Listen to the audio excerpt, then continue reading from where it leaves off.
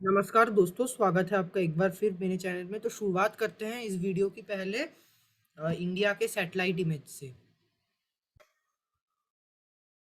तो फिलहाल आप देखिए जो बादल, यानी कि भारत में जो बादल है वो केवल और केवल दक्षिण भारत में थोड़ा मोड़ा देखा जा सकता है। और दक्षिण भारत में आपको पता है कि मकर संक्रांति के बाद ही तापमान काफी तेजी से बढ़ने लग गए थे। इस साल भी हमने देखा एवरेज से थोड़े ऊपर थे, पर हाँ ये यानी कि यहाँ का क्लाइमेट है कि मकर संक्रांति के बाद स्पेशली यहाँ पर जनवरी एंड से लेकर के फरवरी के महीने में काफी ज्यादा तेजी से तापमान बढ़ते हैं और फरवरी एंड आते आते 39-40 तक तापमान पहुंच जाता है। यही हमने देखा इस साल भी।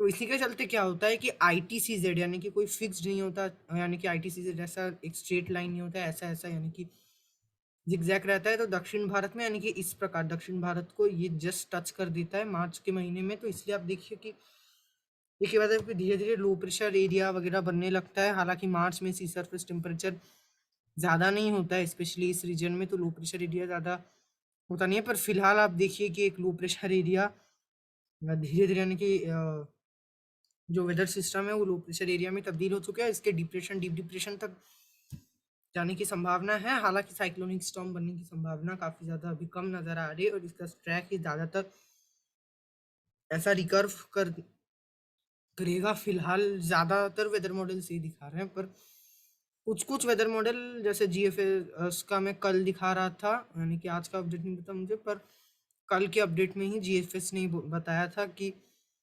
जो इसका ट्रैक इस प्रकार रहेगा, यानी कि जो है आपका उड़ीसा वगैरह के आसपास, यानी कि दक्षिणी उड़ीसा इस प्रकार जाएगा और फिर यहाँ से ऐसे यानी कि लैंडफॉल के बाद रिकर्व करेगा इस तरफ।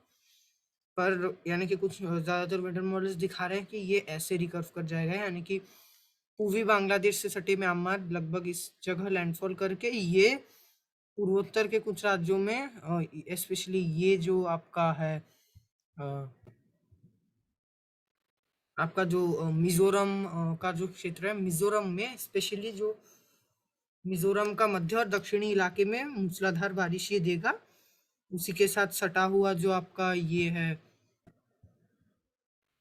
मणिपुर, तो मणिपुर में ये जो बारिश है वो भी यानी कि देगा थोड़ी, यानी कि बारिश कैसे देगा पूरे पूर्वोत्तर राज्यों में देगा। पर इस राज्य में सबसे ज्यादा मिजोरम में इंटेंसिटी सबसे ज्यादा रहेगी, उसके बाद मणिपुर में, और ये ऐसे यानी कि सबसे ज्यादा बारिश ये बुर्मा यानी कि म्यांमार में सबसे ज्यादा बारिश गतिविधियां ये देगा। भारत भारत में ही इसका उतना ज्यादा असर नहीं रहेगा, और ये क्योंकि इधर चले जाएगा तो उड़ीसा में इसका कोई भी असर नहीं देखने को मिला। पश्चिम बंगाल में काफी लाइट ट्रेन होगी, यानी कि कुछ ज्यादा ये नहीं, कुछ भी असर नहीं डालेगा। अभी फिलहाल आप दूसरे भागों में देखिए भारत का, तो एक विपरीत चक्रवाती हवाओं का क्षेत्र एक अरब सागर पर जो मेन थोड़ा स्ट्रॉन्ग बना हुआ है, दूसरा यहाँ पर भारत के ऊपर भी एक बना हुआ है। इन इन सिस्टम्स के चलते प्रेशर हाई है और ये हवाएं सब्सिट्यूट कर रही है लगातार, जो है हवाएं ऐसे अभी चल रही है फिलहाल। अगले 24 घंटे तक चलेगा, उसके बाद इसमें कमी आने की संभावना है। पर फिलहाल आप देखिए कोई भी बादल नहीं है, पूरा मध्य भारत एकदम क्लियर नजर आ रहा है। उत्तर भारत भी क्लियर ही है, केवल उत्तर भारत में थोड़ी यानी कि मध्य भारत से नमी कुछ इलाकों में, गंगा के मैदानी इलाकों में थोड़ी सी ज्यादा है। इसीलिए आप देखिए थोड़ा सा धुंधला नजर आ रहा होगा सैटेलाइट इमेज में, पर ये जो है मौसम यहाँ पर साफ बना हुआ है, तापमान लगातार बढ़ रहे हैं। और जैसे कि मैंने बोला था आज 17 तारीख है, यानी कि आज होलिका दहन का दिन है, और होली आते आते जैसे मैंने बोला था संपूर्ण भारत से अब सर्दी विदा हो चुकी है। और होली क्योंकि वसंत ऋतु का आगमन है, पर हमने पिछले साल से ये देखा कि होली के दिन से वसंत ऋतु नहीं, पर आप देखिए ग्रीष्म ऋतु, क्योंकि हीट वेव शुरू हो जा रही है, और हीट वेव हमें ग्रीष्म ऋतु यानी कि गर्मी के समय देखने को मिलता है। और अभी हमने देखा कि सीवियर हीट वेव देखने को मिला था कच्छ के इलाके में, गुजरात में, पश्चिमी राजस्थान में भी सीवियर हीट वेव आया था। अभी हालांकि धीरे धीरे इसमें कमी आएगी। कल हीट वेव की इंटेंसिटी यानी कि कल 19 तारीख होते होते हीट वेव चले जाएगा, आज और कल यानी कि होली तक कुछ क्षेत्रों में हीट वेव रहने की संभावना है। और छत्तीसगढ़ और जहाँ पर यानी कि हीट वेव नहीं है, जैसे छत्तीसगढ़ के इलाके में हीट वेव नहीं है, पूर्वी मध्य प्रदेश और गंगा के मैदानी इलाकों में नहीं है, तो यहाँ पर हीट वेव जैसी स्थितियां रहने की संभावना है। तेलंगाना के कुछ क्षेत्रों में हीट वेव रहेगा, और जिन क्षेत्रों में नहीं, जैसे कि उत्तरांतरिक कर्नाटका और दक्षिणी तेलंगाना में हीट वेव जैसी स्थितियां अब अगले 24 से 48 घंटों तक बरकरार रहेगी। और मध्य भारत में लगातार जो रायपुर का जो क्षेत्र होगा 38 39, अभी रायपुर में अगर आप टेम्परेचर देखेंगे लगातार पूरे 10 दिन तक 38 39 इसी प्रकार रहेगा। गंगा के मैदानी इलाकों के ज्यादातर इलाकों में 35 या उसके ऊपर अगले 10 दिनों तक तापमान बने रहेंगे, यानी कि अभी गर्मी लगातार बरकरार रहेगी। और खास कोई वेदर एक्टिविटी इन इलाकों में, स्पेशली जो इलाका है और यहाँ पर भी कुछ खास वेदर एक्टिविटी नहीं होगा। गुजरात राजस्थान में अगले 10 से 15 दिनों तक कोई भी वेदर एक्टिविटी संभावित नहीं है। तो अभी मैं आपको जो है दिखाता हूँ, पहले वेदर मॉडल दिखाता हूँ। तब देखिए मुंबई वगैरह के आसपास फिलहाल अभी सुबह का 10 बजा है। मैं आपको दिखाता हूँ अभी का फिलहाल। तो ये आप देखिए अभी से ही 38 39 शुरू हो चुका है। तो मुंबई में क्या होता है कि यानी कि यहाँ पर अभी अगर आप समझे तो सी ब्रीज लैंड ब्रीज का कॉन्सेप्ट होता है। तो उसको मैं आपको एक मैप से समझाता हूँ। तो पहले आप बेसिक समझ लीजिए। तो सी ब्रीज में क्या होता है कि हवाएं सी से लैंड तक लैंड में आती है। तो सी यानी कि दिन में अपेक्षाकृत ठंडा होता है, तो ये जमीन में उतने गर्मी को नहीं बढ़ने देता है। पर जब लैंड टू सी है, स्पेशली रात में चलता है, तो ये रात को क्यों चलता है? क्योंकि रात को आपको पता है जमीन जितना जल्दी गर्म होता है उतना जल्दी ठंडा होता है। तो रात को जमीन ठंडा जल्दी हो जाता है, तो इसीलिए हाई प्रेशर जमीन में क्रिएट होता है, लो प्रेशर सी में। High pressure to low pressure आपको पता है विंड चलता है, तो इससे लैंड ब्रीज जो है वो होता है। पर यानी कि होता है, पर अभी अब देखिए सी ब्रीज तो चल रही है अभी भी थोड़ी मोड़ी। मुंबई के जो एकदम सटा हुआ, जो मुंबई का मेन इलाका जो नीचे से सटा हुआ है, यहाँ पर सी ब्रीज आ रही है। पर थाने वगैरह में यहाँ पर यानी कि पूरा सी से ब्रीज नहीं आ रहा है। और कल पूरा ऐसे हवाएं आ रही थी शुरू में, यानी कि मुंबई के इस इलाके में भी सी ब्रीज नहीं आ रही थी। क्योंकि अभी क्या होता है कि ये सिर्फ जो है आपका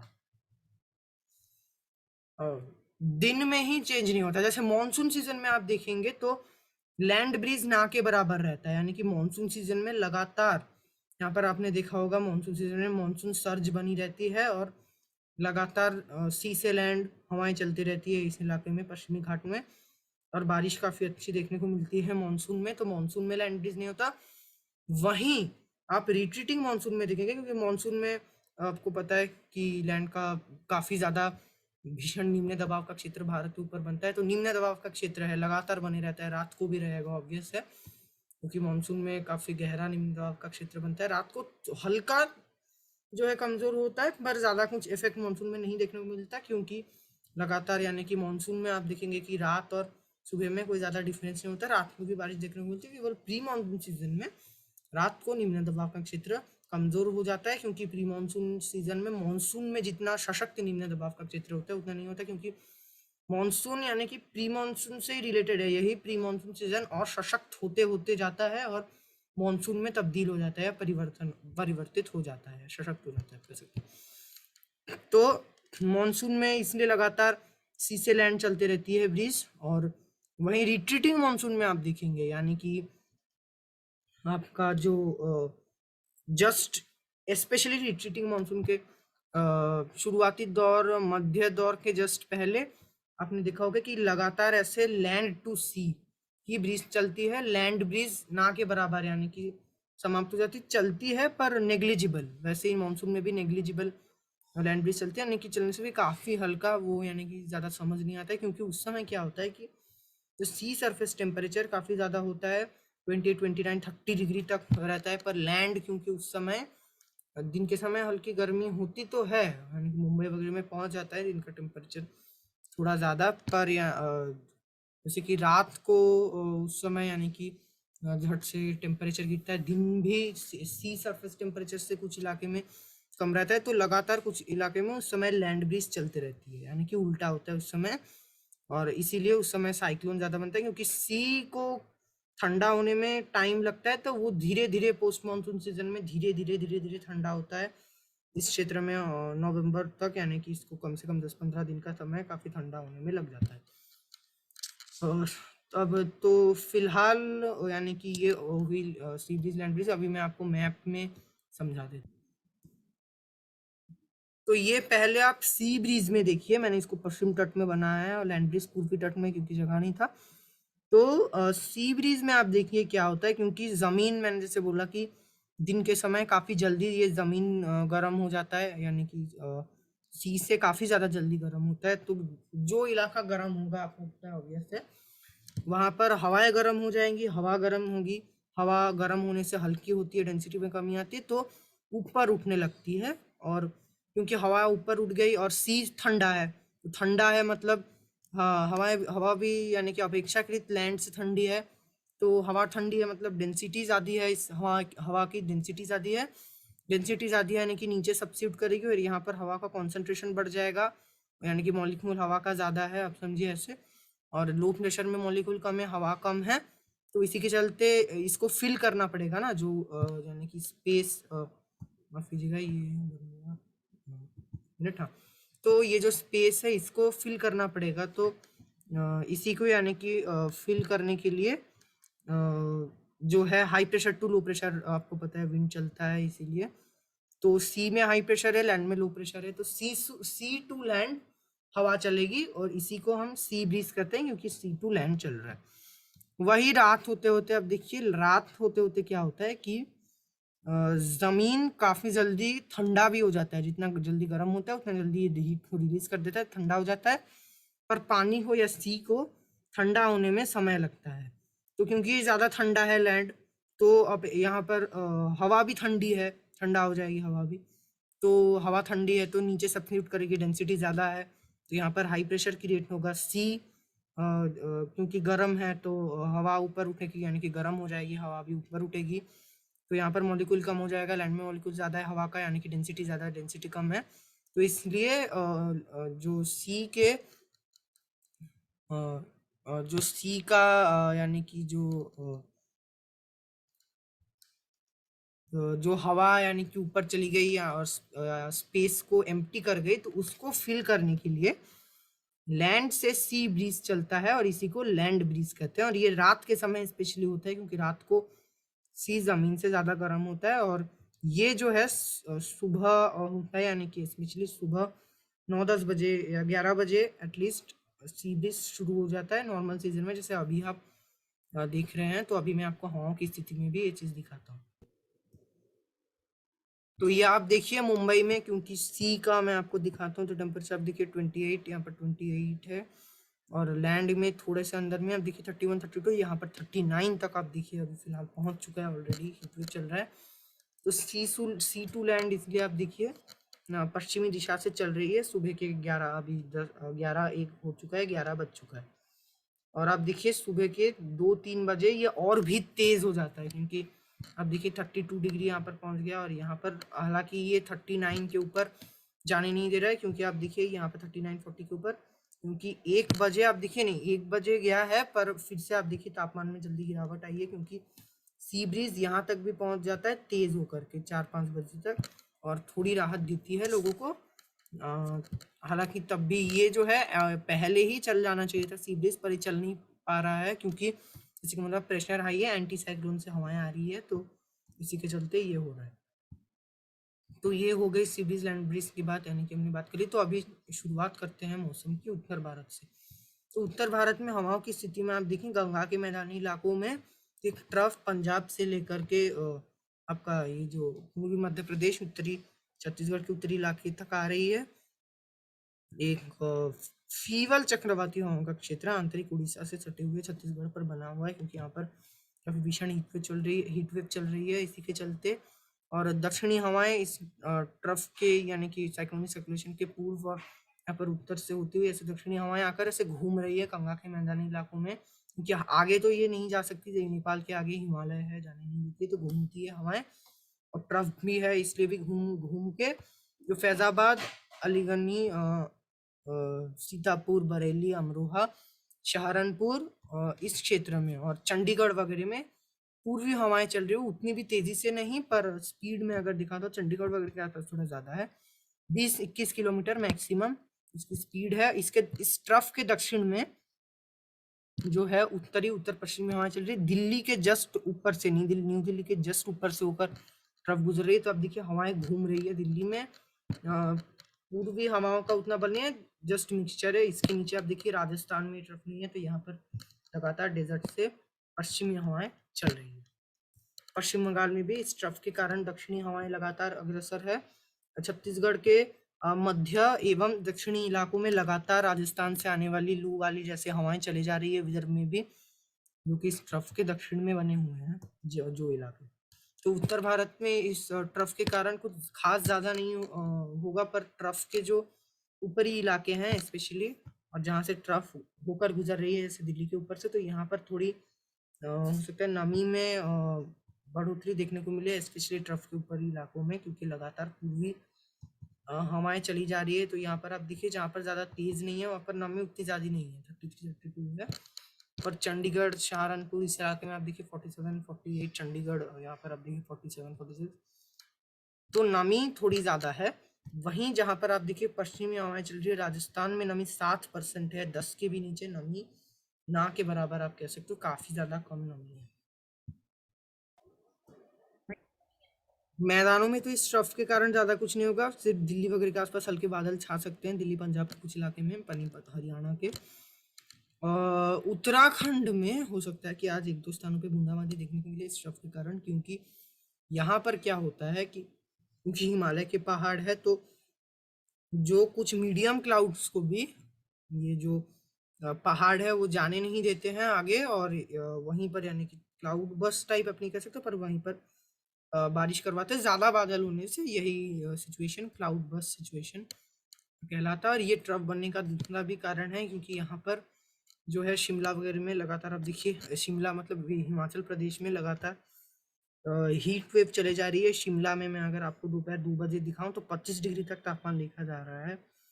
पहाड़ी इलाकों में सोलन में आप देखिए 25 डिग्री पार कर चुका है, और इसलिए हीट वेव है।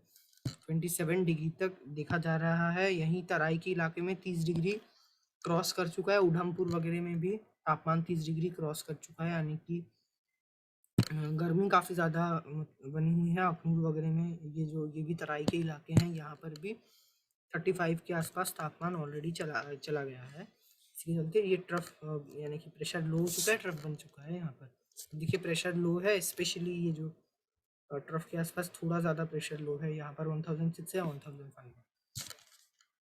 तो अभी आप देखिए जो आगे अगर मैं दिखाऊं तो गंगा के मैदानी इलाकों में कुछ खास वेदर एक्टिविटी नहीं देखने को मिलेगा। कल उत्तराखंड में कल और थोड़ी बारिश बढ़ सकती है, और हो सकता है कि पंजाब के कुछ तराई के क्षेत्र हिमाचल प्रदेश से सटे हुए यहाँ पर काफी हल्की बारिश दोपहर के समय देखने को मिले। सोलन वगैरह में भी कल बारिश होगी, थोड़ी राहत मिल सकती है। जो बढ़ती गर्मी से ज्यादा कुछ यहाँ पर राहत नहीं मिलेगा, क्योंकि पूर्वी हवाएं चलेंगी क्षेत्र में। दिल्ली एनसीआर में भी आप देखिए जो है पूर्वी हवाएं चलेंगी कल दोपहर को। हालांकि आप देखिए 34 डिग्री तक तापमान जाने की संभावना है। नमी में अगर आपको दिखाऊं तो नमी 40 डिग्री रहेगी, तो उमस उतना ज़्यादा नहीं रहेगा, हल्का उमस रह सकता है, उतना ज़्यादा ड्राई भी नहीं रहेगा। जो चुभती गर्मी होती है जैसा कि डेजर्ट में स्पेशली देखने को मिलता है, आप देखिए 6-5% तक ह्यूमिडिटी देखा जा रहा है, तो एकदम जो चुभती हुई गर्मी लगती है वो नहीं लगेगा। मध्य भारत में नमी थोड़ी कम होगी। यहाँ पर भी देखिए, यहाँ की मैं बात बाद में करता हूँ, उत्तर भारत की बात चल रही है इसलिए। तो आगे अगर मैं आपको दिखाऊं तो वही 18 तारीख को एक पश्चिमी विक्षोभ, इसी के कारण पूर्वी हवाएं और भी स्ट्रांग होगी। पश्चिमी विक्षोभ के साथ साथ एक चक्रवाती हवाओं का क्षेत्र लगभग 18 तारीख को दोपहर को बनने की संभावना है। यहाँ पर ये ट्रफ रेखा रहेगी तब भी हल्की। इन्हीं सब के कारण ये पूर्वी हवाएं चलेंगी, पूर्वी दक्षिण पूर्वी, स्पेशली दिल्ली में अगर मैं दिशा दिखाऊं तो वही यानी कि दक्षिण पूर्वी दिशा से हवाएं चलेंगी, लाइट टू मॉडरेट हवाएं, ज़्यादा तेज नहीं चलेंगी। तो पाकिस्तान में 18 तारीख को दोपहर से रात तक बारिश गतिविधियां पाकिस्तान के कुछ इलाके में पूर्वी हवाएं आने के चलते, पश्चिमी विक्षोभ के चलते गरज के साथ होगी, पर भारत के मैदानी इलाकों में ज़्यादा नहीं होगा। मनाली में 19 तारीख को हो सकता है कि हल्की बारिश स्नोफॉल देखने को मिलेगा, और 19 तारीख को चंडीगढ़ के आसपास भी हल्की बारिश की गतिविधियां देखी जा सकती है। पंजाब के तराई के इलाके में बारिश देखी जाएगी। उत्तराखंड में भी देहरादून वगैरह के आसपास बारिश देखी जा सकती है। और दिल्ली में हालांकि 19 तारीख होते होते यहाँ पर दिल्ली में पश्चिमी हवाएं चलेंगी और 2 डिग्री की तापमान में बढ़ोतरी, अब देखिए 1-2 डिग्री तापमान में बढ़ोतरी देखी जाएगी। दिल्ली एनसीआर पंजाब में 2 से 3 डिग्री तक तापमान में बढ़ोतरी देखी जा सकती है जब राजस्थान से दक्षिण पश्चिमी हवाएं चलेंगे। ये चक्रवाती हवाओं का क्षेत्र बरकरार रहेगा इस क्षेत्र में। हाँ 19 तारीख तक 19 तारीख को भी आप देखिए 20 तारीख को भी चक्रवाती हवाओं का क्षेत्र यहाँ पर विकसित रहेगा। तो 20 तारीख को जम्मू वगैरह के जम्मू नहीं, अब देखिए यहाँ पर मैं आपको एग्जैक्ट देखिए अभी मेर अखनूर जम्मू वगैरह के आसपास ही बारिश की गतिविधियाँ देखी जाएगी। अब देखिए जम्मू में थोड़ी नमी बढ़ सकती है गरज के साथ। 20 तारीख होते होते इस चक्रवाती हवाओं का क्षेत्र में कमी आएगी, पश्चिमी विक्षोभ हट जाएगा और ये पश्चिमी विक्षोभ मैदानी इलाकों में कोई भी असर नहीं डालेगा। 21 तारीख होते होते एक बार फिर उत्तर पश्चिमी दिशा से हवाएं चलने लग जाएंगी पूरे मैदानी इलाकों में, गंगा के मैदानी इलाकों में। तापमान कोई नहीं गिराएगी, दिल्ली एनसीआर में नहीं गिरेंगे अब तापमान उत्तर पश्चिमी हवाओं के चलते। पंजाब में हो सकता है 1-2 इलाकों में 1 या 2 डिग्री की गिरावट देखने को मिले, क्योंकि हल्की बर्फबारी ही होगी, ज़्यादा कुछ बर्फबारी भी इतना तेज़ नहीं होगा। तो कुछ ज़्यादा इलाकों में इसका कुछ भी असर, पूर्वी भारत और मध्य भारत में इसका कोई भी असर नहीं देखने को मिलेगा बर्फबारी का। केवल मौसम गर्म और शुष्क रहेगा।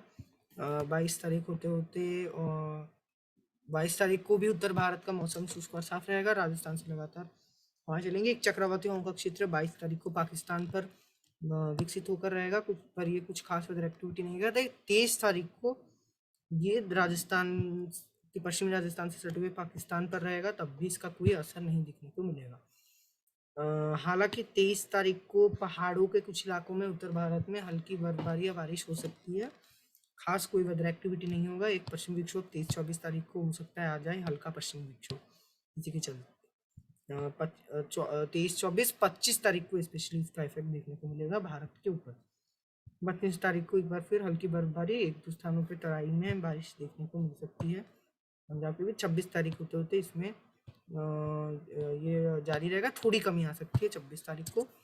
और मैदानी इलाकों में ये कोई भी असर नहीं डालेगा, क्योंकि आपको पता है कि जो पश्चिमी विक्षोभ होते हैं वो धीरे धीरे कमजोर पड़ने लग जाते हैं मार्च का महीना होते होते। हालांकि राजस्थान में जो हीट वेव अभी चल रही थी, यहाँ पर तापमान में गिरावट देखने को मिल सकती है। नमी ज़्यादा नहीं बढ़ पाएगा पर तापमान में गिरावट देखने को मिलेगी। अभी आप देखिए जितना तापमान है अभी, क्योंकि जो है गर्म हो जा रही है थार का इलाका, आप देखिए। तो ये कई फैक्टर्स इसमें रिस्पॉन्सिबल होते हैं। फिर एक विपरीत चक्रवाती हवा का जो क्षेत्र था उसमें भी कमी आएगी, तो हीट रिलीज होगा थोड़ा, 1-2 डिग्री ज़्यादा कुछ उतना गिरावट नहीं दिखने को मिला, तो 3 डिग्री तक आप देखी जाएगा तापमान। दिल्ली में दोपहर के समय पश्चिमी हवाएं आ सकती है 35 डिग्री, उसके ऊपर दिल्ली में तापमान नहीं जाएगा 26 तारीख को भी। पंजाब वगैरह में भी कुछ क्षेत्रों में 35-36 डिग्री तक जा सकता है, इससे ज़्यादा नहीं हो जाएगा। तो गर्मी का थोड़ा एहसास होगा। कोई भी यानी कि बारिश गतिविधियाँ यहाँ पर नहीं होगी। तो उत्तर भारत के मैदानी इलाकों में अगले 10 दिनों तक कोई भी वेदर एक्टिविटी नज़र नहीं आ रही है। गुजरात में जो है लगातार गर्मी का प्रकोप जारी रहेगा, कोई भी बारिश की गतिविधियाँ गुजरात में नहीं देखी जाएगी। आगे भी अगर मैं आपको दिखाऊं तो गुजरात में लगातार 41 मैक्सिमम टेम्परेचर जारी रहेगा, कोई भी बारिश नहीं होगा गुजरात रीजन, कच्छ रीजन में कोई भी बारिश की गतिविधियाँ फिलहाल नहीं नजर आ रही है। 24 तारीख को एक चक्रवाती हवाओं का क्षेत्र दक्षिणी गुजरात से सटे अरब सागर पर विकसित होगा।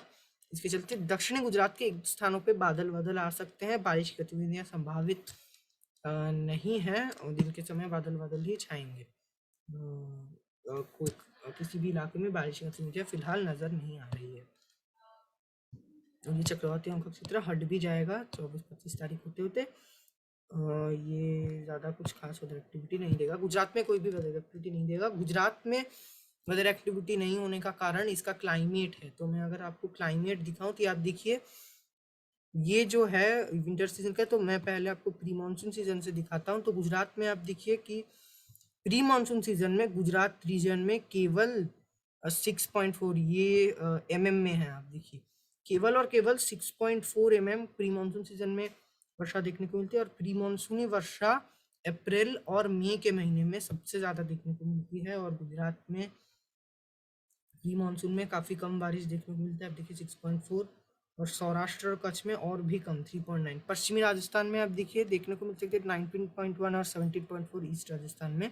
तो पश्चिमी राजस्थान में आप देखिए साउथ ईस्ट या ईस्ट राजस्थान से ज्यादा बारिश इसलिए देखने को मिलती है क्योंकि प्री मानसूनी सीजन के शुरुआत में, जैसे मार्च के शुरुआत में कभी कभार पश्चिमी विक्षोभों के कारण पश्चिमी राजस्थान में बारिश देखने को मिलती है, जो कि दक्षिण पूर्व में इसका असर कम रहता है। दिल्ली में आप देखिए प्री मानसून में उतना ज्यादा बारिश नहीं देखने को, 34.2। पंजाब में ठीक ठाक बारिश प्री मानसून में देखने को मिलती है। पश्चिम बंगाल और उड़ीसा में यहाँ पर अप्रैल और मई में काफी अच्छी बारिश देखने को मिलती है। पूर्वोत्तर में भी काल बैसाखी के कारण, आपको मैंने बताया पिछले वीडियो में। तमिलनाडु में प्री मानसून में अच्छी बारिश देखने को मिलती है। केरला में काफी अच्छा प्रदर्शन प्री मानसून का रहता है, यानी क्या कुछ यानी कि क्षेत्रों में मानसून में भी यानी कि इतनी वर्षा नहीं होती है जितनी केरला में प्री मानसून में ही हो जाती है। कोस्टल कर्नाटका में भी प्री मानसून काफी अच्छा रहता है। साउथ इंडियन कर्नाटका में भी अच्छा देखने को मिलता है। नॉर्थ इंडियन कर्नाटका इन क्षेत्रों में ठीक ठाक। यहाँ पर मध्य भारत में उतनी ज्यादा वर्षा नहीं देखने को मिलती है प्री मानसून में, पर हाँ होती है, प्री मानसून में बारिश ठीक ठाक होती है। मानसून में आप देखिए, मानसून में तो आपको बताया ज्यादातर मानसून बारिश का ही सीजन है, तो ज्यादातर क्षेत्रों में ही बारिश देखने को मिलती है। हिमाचल प्रदेश उत्तराखंड में मानसून में ठीक ठाक बारिश होती है। पंजाब में थोड़ा कम होता है मानसून में, प्री मानसून में मानसून में 491 यानी कि उतना ज्यादा नहीं होता, ठीक ठाक। दिल्ली में भी कम ही होता है, 466.3 मानसून में आप देखिए दिल्ली, एनसीआर, हरियाणा, चंडीगढ़,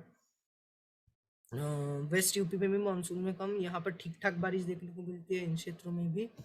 और भारी बारिश मानसून में कोस्टल कर्नाटका के साथ साथ कोंकण, गोवा और केरला से भी ज्यादा बारिश कोस्टल कर्नाटका, कोंकण, गोवा में मानसून में देखने को मिलती है, काफी अच्छी। आप देखिए कोस्टल कर्नाटका में मानसून में 3083.8, मुंबई में और कोंकण, गोवा, ये जो क्षेत्र मुंबई का है 20 और गोवा का 2914.3। अब देखेंगे पूर्वोत्तर से भी ज्यादा बारिश मानसून में देखने को मिलती है, पर पूर्वोत्तर में आपको पता है कि वेटेस्ट एरिया मेघालय में है मौसम राम। तो ये क्यों है, इसके पीछे मैं आपको रीजन बताता हूँ। तो यहाँ पर पूरा साल जो है यहाँ पर मानसून में ही सिर्फ नहीं, दूसरे सीजन्स में भी बारिश देखने को मिलती है। पर ये जो क्षेत्र है यहाँ पर विंटर सीजन प्री मानसून के शुरुआत में और पोस्ट मानसून में काफी ज्यादा ड्राई रहता है, इसी के चलते केवल मानसून में ही ज्यादा बारिश देखने को मिलती है। तो पूरा साल यहाँ पर इस क्षेत्र से एनुअल रेनफॉल कम होता है, वो मैं आपको दिखाऊंगा। एनुअल रेनफॉल वो कम होता है इस क्षेत्र में। तो रायलसीमा, तमिलनाडु में मानसून में आप देखिए काफी कम बारिश देखने को मिलती है, यहाँ पर पोस्ट मानसून में काफी अच्छी बारिश देखने को मिलती है। पश्चिमी राजस्थान में भी कम, जो येलो क्षेत्र है वहां पर काफी कम मानसूनी वर्षा देखने को। कच्छ में भी कम ही देखने को मिलती है, आप देखिए मानसून में भी। गुजरात रीजन में 901 ठीक ठाक बारिश गुजरात में आप देखिए मानसून में ही यानी कि ठीक ठाक होती है। वहीं मैं आपको पोस्ट मानसून में दिखाऊं, तब पोस्ट मानसून में भी गुजरात में ठीक ठाक प्रदर्शन रहता है, उतना नहीं रहता गुजरात में। यहाँ पर भी ठीक ठाक बारिश होती है, मध्य भारत, छत्तीसगढ़ वगैरह में।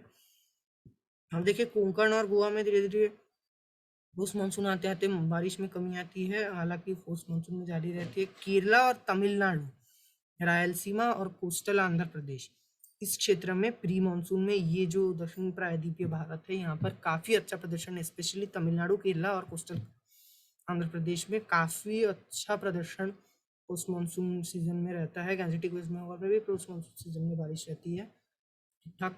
विंटर सीजन आते आते एक थोड़ा चेंज विंटर सीजन में देखने को मिलता है। तो तमिलनाडु में विंटर सीजन में धीरे धीरे वर्षा कम होने लगती है, फिर भी ठीक ठाक रहती है, इस क्षेत्र में कम रहते हैं। गुजरात में आप देखिए विंटर में काफी कम बारिश देखने को मिलती है, कच्छ में 0.6, 1.1, और मुंबई और कोस्टल कर्नाटका, मुंबई के जो कोंकण गोवा क्षेत्र है सबसे कम विंटर में सबसे ड्राई रहता है। देखिए 0.3 mm, जैसे मैंने बोला लगातार लैंड ब्रिज चलती है, तो लगभग ना के बराबर बारिश यहाँ पर देखने को मिलता है, 0.3, जो कि काफी ज्यादा कम है पूरे विंटर जनवरी फरवरी।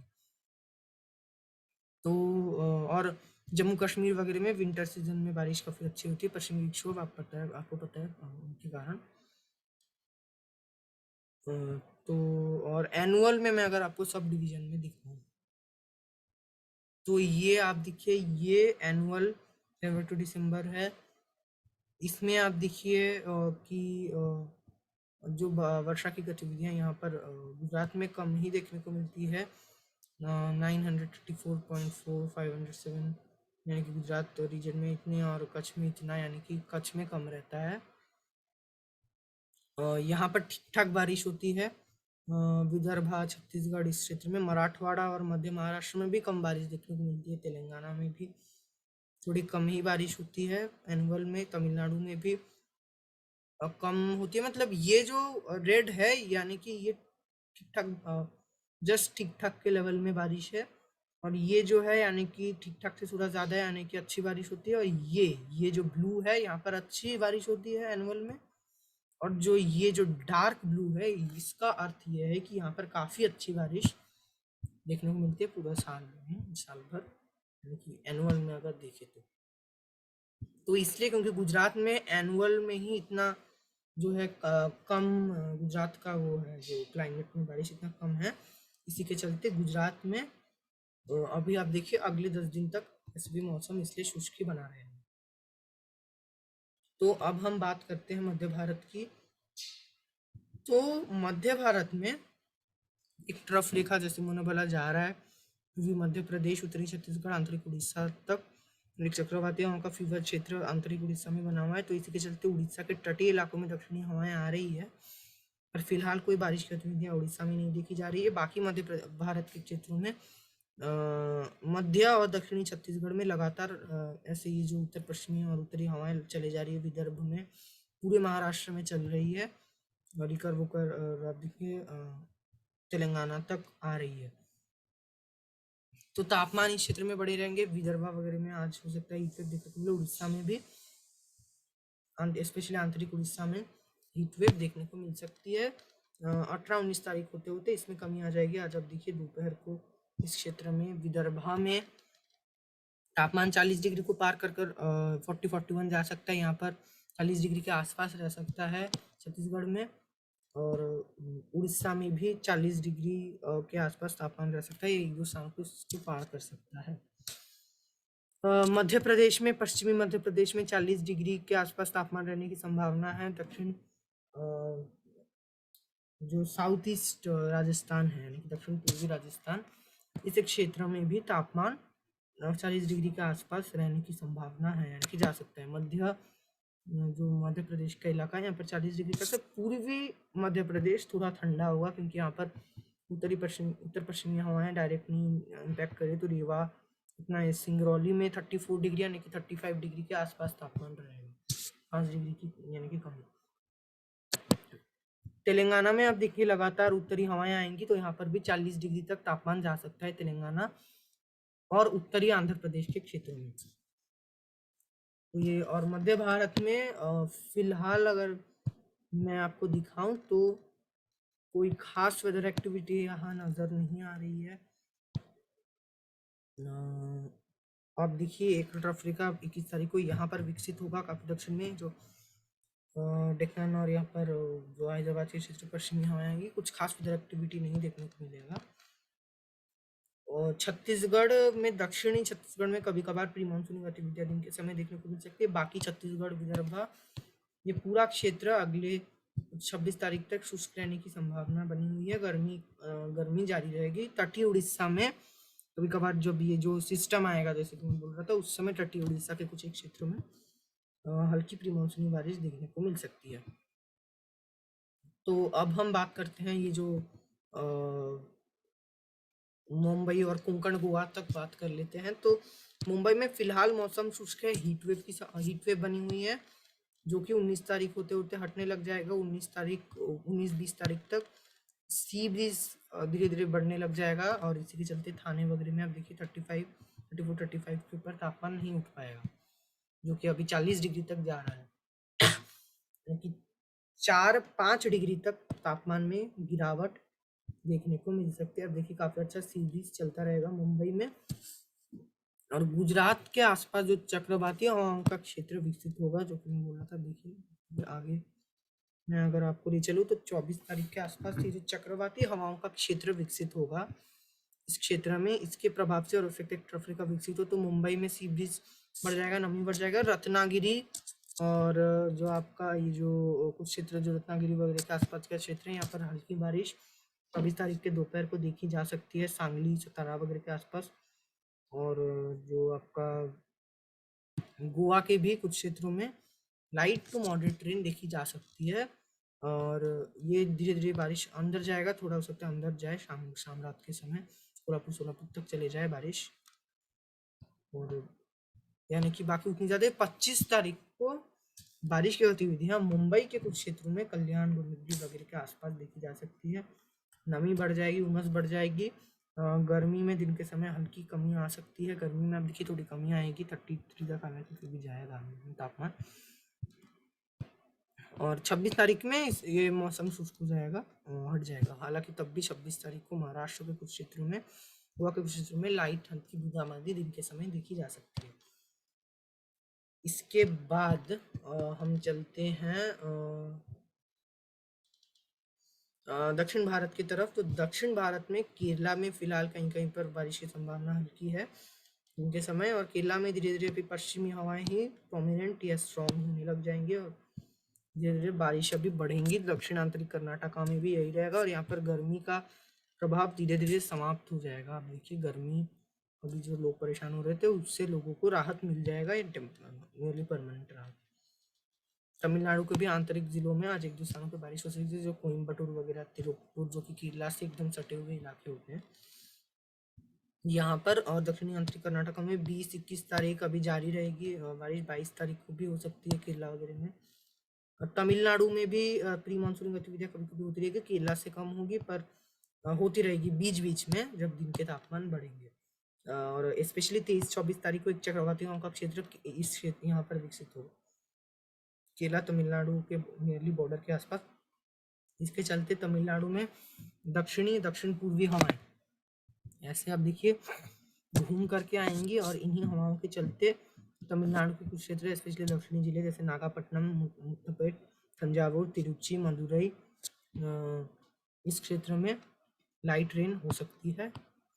25 तारीख को भी यही जारी रहेगा। 26 तारीख को थोड़ी कमी आ सकती है बारिश में, पर सारे क्षेत्रों में तमिलनाडु में कमी आ सकती है। केरला वगैरह में लाइट रेन जारी ही रहेगी 26 तारीख को भी। केरला में आप देखिए 26 तारीख दोपहर को अच्छी बारिश होगी। तमिलनाडु के दक्षिणी जिलों में चक्रवाती हवाओं का क्षेत्र लगातार यहाँ पर विकसित होते हुए रहेगा। तो और रायलसीमा और आंध्र प्रदेश में भी कभी कभार भी वर्षा की गतिविधियां 23-24 तारीख के बाद हल्की फुल्की दिन के समय देखी जा सकती है। और बेंगलोर वगैरह के आसपास ये जो क्षेत्र है यहाँ पर कोई खास वेदर एक्टिविटी नहीं होगा, बीच बीच में हो सकता है काफी कम प्री मानसून गतिविधियां हो। आंध्र प्रदेश और उत्तर आंतरिक कर्नाटका में काफी कम प्री मानसून वर्षा देखी जा यानी कि नजर आ रही है अगले कुछ दिनों में। कभी कभार हो सकता है कि ये आप देखिए 23-24 तारीख के आसपास हल्की बारिश यहाँ पर देखी जाए, लेकिन में भी वही रहेगा और तापमान बढ़े रहेंगे, गर्मी बढ़ी रहेगी। तो पूर्वी भारत की बात करते हैं तो उत्तर अफ्रीका का असर पूर्वी भारत में देखा जा रहा है। दक्षिणी हवाएं आ रही है। फिलहाल आज दोपहर को तो अभी फिलहाल पश्चिम बंगाल में बारिश नहीं है, पर आज दोपहर को हो सकता है कुछ एक इलाकों में पश्चिम बंगाल और तटीय उड़ीसा में काफी लाइट बूंदाबांदी देखी जाए, चांसेस है या बादल बादल छाएंगे। और यहाँ पर पश्चिम बंगाल के मध्य जिलों में आप देखिए जो रात कंफर्टेबल है, पर दिन के समय तापमान 35 डिग्री को क्रॉस कर सकता है कल भी। और ये जो है दक्षिणी हवाएं लगातार यहाँ पर अभी प्रोमिनेंट बनी रहेंगी। बारिश की गतिविधियां ज़्यादा संभावित नहीं है पूर्वी भारत में।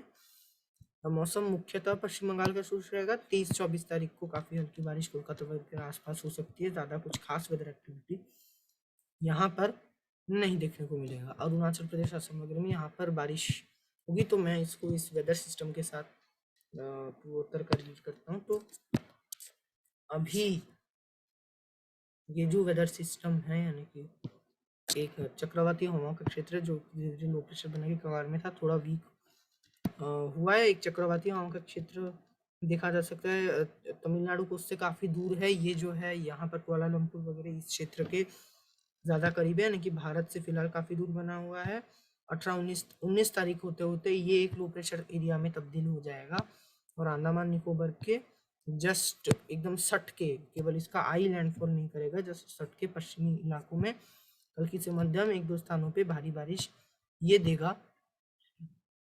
21 तारीख होते होते ये जो है आप देखिए 22-21 तारीख होते होते ये म्यांमार की तरफ बढ़ जाएगा और अब देखिए ऐसा वेलमार्क लो प्रेशर डिप्रेशन ये और भी अभी CMWF दिखा रहा है रिकर्व करेगा, तो इसी के चलते पूर्वोत्तर में कोई भी बारिश नहीं होगी। केवल मिजोरम के एक दो स्थान पे हो सकता है काफी लाइट रेन या बादल बादल छाएंगे, ज्यादा कुछ वेदर एक्टिविटीज के कारण नहीं होगी, पर दक्षिणी हवाएं स्ट्रांग हो जाएंगी 23-24 तारीख को। तो इसी के चलते मिजोरम, त्रिपुरा, मेघालय के कुछ क्षेत्रों में लाइट टू मॉडरेट रेन 23 तारीख के रात को देखी जा सकती है। अरुणाचल प्रदेश में भी यही रहेगा। मेघालय आप देखिए यहाँ पर बारिश शुरू रहेगी, और ये जो वेदर सिस्टम है ये भारी बारिश म्यांमार के ऊपर देगा, और भारत में इसका ज़्यादा कुछ असर नहीं रहेगा। म्यांमार और उससे सटी जो पूर्वी चाइना का क्षेत्र है यहाँ पर ये भारी बारिश देगा। पूर्वोत्तर में वेदर एक्टिविटी थोड़ी बढ़ सकती है। 24 तारीख को पश्चिम बंगाल में थोड़ी प्री मानसून गतिविधियां होने की संभावना है हल्की, उड़ीसा में भी, और इस बांग्लादेश और पूर्वोत्तर में प्री मानसून गतिविधियां होने की संभावना है। 26 तारीख होते होते इसमें थोड़ी कमी आ सकती है, 24-25 तारीख को हो सकती है प्री मानसून गतिविधियां हो। तो ये रहने वाला है भारत का अगले कुछ दिनों तक मौसम। आगे के अपडेट्स के लिए देखते रहिए मेरे चैनल को। जय हिंद, जय भारत।